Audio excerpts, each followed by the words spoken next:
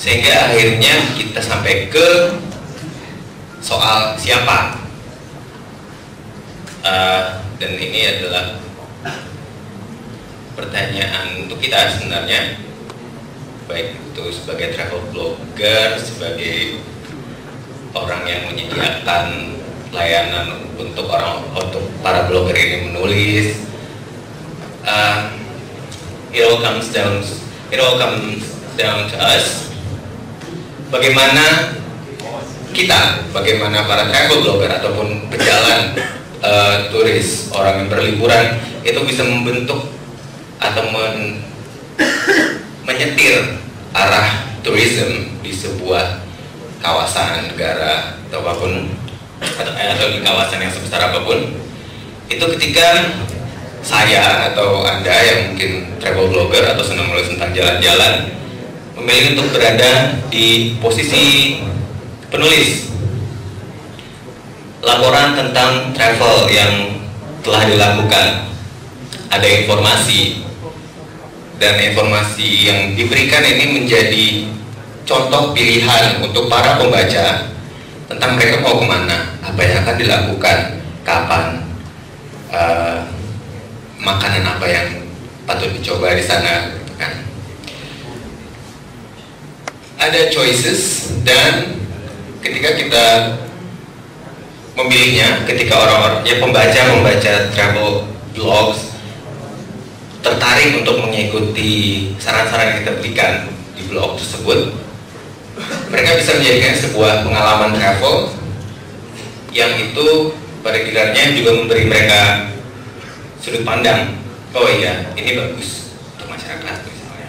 Oh, ketika saya milih ke Malang misalnya, oh itu bisa selain tidak menghormati apa yang sudah ditumbuhkan oleh masyarakat lokal, juga berarti saya memberi jejak karbon yang lebih besar kepada bumi, misalnya seperti itu. Dan ketika lebih banyak para travel blogger yang memikirkan masalah ini, memikirkan bagaimana mereka bisa memberi dampak terhadap tourism, perkembangan usaha pariwisata di sebuah negara, lokasi, provinsi, apapun, ada penyetiran gitu terhadap tourism itu sendiri. Oh, lebih banyak orang yang lebih senang dengan pilihan-pilihan yang baik, yang bertanggung jawab, yang sustainable, sehingga mereka yang bergerak di bidang itu, mereka yang mempunyai kekuasaan untuk masalah kebijakan di sisi itu juga melihat dan ya diharapkan atau mau nggak mau haruslah. Ini bukan cuma soal traveler yang sok-sokan bertanggung jawab aja gitu kan. Ini masalah orang-orang yang melihat, oh ya di sekitar kita itu sudah banyak kerusakan yang terjadi, dan akhirnya mengajak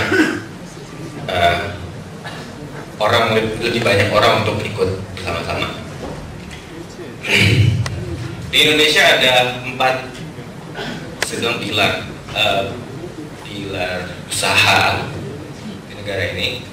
Industri utama di Indonesia, satu penjualan sumber daya alam, kedua penjual bidang pertanian, baik produksi maupun penjualannya, ketiga pembuatan barang jadi, dan keempat adalah pariwisata.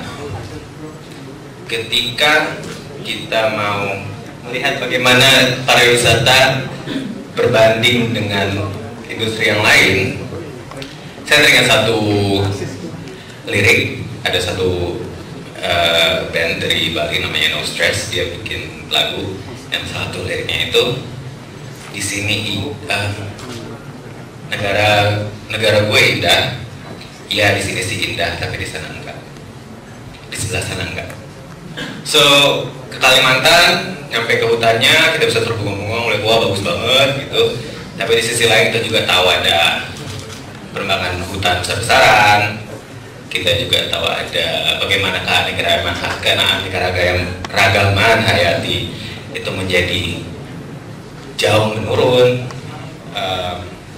Kemudian kalau kita ke Papua, oke, indah, Raja Ampat, lala. Tapi kemudian kita nengok ke sana, ada kawah tambang segede Raka, terus orang-orangnya cuma bisa mining di sungai-sungai yang sudah kena polusi. Kemudian kita ke Sumbawa misalnya, di sana pantai-pantainya indah, tapi tidak ada penyadaran terhadap masyarakat mengenai sampah. Di sana mining juga berkembang dengan sangat pesat, dan itu mendorong masyarakatnya untuk melakukan penambangan liar. Ini dua kawasan ini paling cuma 3 kilo. Saya dari kawasan ini naik boat terus ke sini, dan ternyata mereka bilang sampah-sampahnya bukan dari kawasan mereka, itu dari Lombok di bawah arus. Jadi kan kalau misalnya kita mengerti hal-hal poin-poin seperti ini, tolong dong orang-orang di Sumbawa itu kena sampah-sampah lo, orang-orang Lombok gitu loh. Ada informasi yang bisa kita bagikan sebagai bentuk tanggung jawab. Saya kesana nggak cuma ingin menikmati pantainya yang indah, tapi juga berbagi informasi yang kemudian itu bisa dipakai nggak hanya oleh para pembaca, tapi ya seperti saya bilang tadi, bahkan para pengambil kebijakan pun bisa membaca dan mengerti masalahnya apa. Dan nggak cuma saya sendiri dong yang akhirnya harus jawab-jawab, maka saya pun ngajak gitu para travel bloggers lain. Oke, ketika sudah mengerti, melihat, memahami masalah-masalah yang ada selama traveling, tapi ya mau nggak mau, kalau kita pilih untuk cuek, biasakan. Kalau pilih untuk peduli, ayo. Sehingga pertanyaan terakhirnya itu adalah kita berdiri di pihak yang mana. Saya kepikiran untuk hal ini, tapi dan tentu tidak hanya saya, ada banyak sekali orang-orang yang aktivismenya itu dalam urusan sustainable practices. Sehingga ketika saya melihat ada banyak travel bloggers di Indonesia, ini bisa nih digabungin gitu, diracunin biar ikut aktivismenya yang seperti ini. Dan kemudian saya dan dua orang teman lain itu membentuk Indonesian Travel Bloggers, yang kabar buruknya adalah 2 hari yang lalu telah dibukukan oleh salah satu pendirinya yang lain. Kemudian tapi seluruhnya yang lain membentuk komunitas baru, jadi tanpa dia jadi dia terserah dia mau ngapain. Indonesian Travel Bloggers, indonesiantravelbloggers.com. Kalau nanti mau dicek itu nanti cuman hitam tulisannya si Mimin lagi traveling coy. Jadi kunjungin yang satunya aja, travelbloggersindonesia.com. Dan di sini kami punya visi komunitas yang lama yang diharapkan juga masih akan dipegang oleh anggota-anggotanya ke depan. Sebagai bagian dari pariwisata Indonesia, kami mempromosikan negara ini sebagai tujuan pariwisata yang indah dan berkelanjutan. Kami melihat keseluruhan Indonesia sebagai rumah kami, rumah yang penuh, rumah dengan laut penuh dengan kekayaan bawah air sebagai halaman depannya. Kemudian landscape alami yang indah sebagai halaman belakangnya, yang penuh dengan keanekaragaman hayati. Sebuah rumah dengan kota-kota yang gimana terjemahnya, vibrant dan menawan sebagai tempat-tempat bertemu. Sebuah rumah dengan orang-orang yang menakjubkan sebagai keluarga kami, dengan budaya dan tradisinya yang beragam dan yang membuat kami semua unik. Sebagai bagian dari rumah besar, keluarga besar ini, kami mencoba untuk melihat sudut-sudutnya sebanyak mungkin dan menjadi lebih kenal dengan segala aspek kehidupan orang-orang yang berada di dalamnya. Sebagai travel bloggers, kami adalah terbesar yang memperkenalkan dan mempromosikan sudut-sudut dan budaya-budaya yang berbeda ini kepada anggota-anggota keluarga yang lain dan kepada seluruh dunia. Kami juga bergerak dalam aktivisme media yang membantu mengembangkan pariwisata di Indonesia sesuai dengan prinsip keberlanjutan serta perkembangan komunitas yang bijak.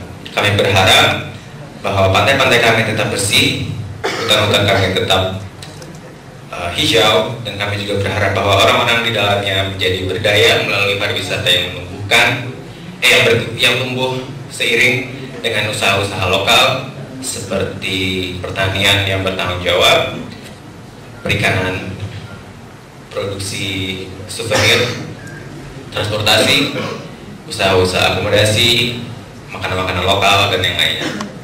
Bersama kami, Travel Bloggers Indonesia, berdiri bersama untuk Indonesia, dan kepada para pembaca, kami sambut Anda dengan slogan kami, Come Home Indonesia. Oke, itu dulu dari saya.